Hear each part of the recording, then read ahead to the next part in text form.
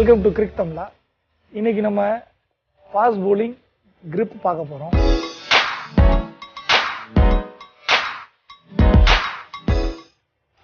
Fast bowler இனிஷியலா இப்பதான் போட ஆரம்பிக்கிறவங்களுக்கும் இந்த வீடியோ ரொம்ப ஹெல்ப்ஃபுல்லா இருக்கும். ஏற்கனவே ஃபாஸ்ட் bowling போட்டுட்டு இருக்கவங்க சரியான gripல bowling போடணும்னு நினைக்கிறவங்களுக்கும் இந்த வீடியோ ரொம்ப ஹெல்ப் பண்ணும். ஃபாஸ்ட் bowler நம்ம பார்க்கும்போது நேச்சுரல் நிறைய ஃபாஸ்ட் bowlersக்கு என்ன யோசிக்கிறாங்கன்னா சீம் பிடிச்சி போடுவாங்க. ஒரு எக்ஸாம்பிள் பால் சீம்ல இருக்கும், இதை பிடிச்சி போடுவாங்க. சில பேர் அக்ராஸ் சீம் பிடிச்சி போடுவாங்க. நான் நிறைய பேரை பார்த்துருக்கேன், இன்க்ளூடிங் மைசெல்ஃப்.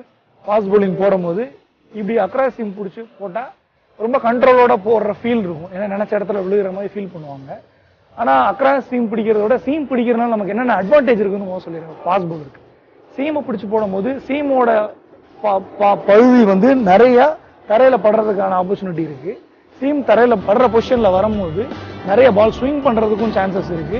ஆஃப்டர் பிச்சிங் நல்ல பவுன்ஸ் கிடைக்கும். அதனால சீம்ல பிடிச்சி போட்டா அட்வான்டேஜ் ஜாஸ்தியா இருக்கும். அக்ராஸ் சீம் ஏன் பிடிச்சி போடுறாங்க, பிடிச்சி போட்டா அவங்களுக்கு ஏன் இவ்வளவு கண்ட்ரோலா இருக்குன்றத நான் இந்த டெக்னிக் முடிஞ்சோன்னு நான் உங்களுக்கு சொல்றேன். இப்போ நம்ம டெக்னிக் இப்போ பால் வச்சிருக்காரு.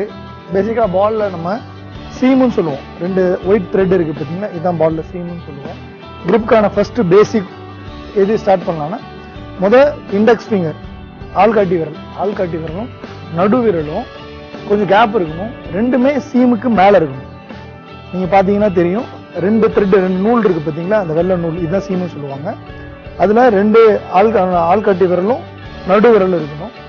அடுத்து கீழே கட்டை விரல் வந்து பாலுக்கு கீழே சீமுக்கு கீழே வேணும். அதுலதான் உட்கார்ந்து இருக்கும்னு சொல்லலாம், அசிஸ்ட் ஆயிருக்கும். வெல்கம் டு கிரிக் தமிழா.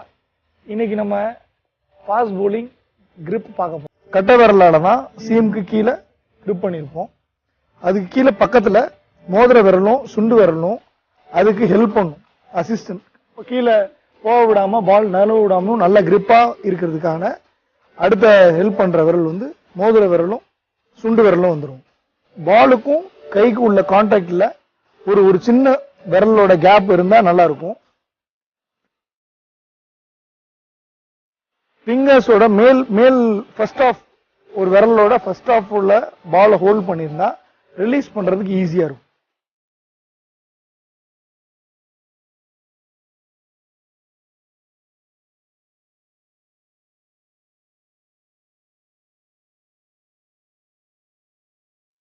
இதுதான் ஒரு ஃபாஸ்ட் பவுலரோட பெர்ஃபெக்ட் bowling grip-ஆ இருக்கும்.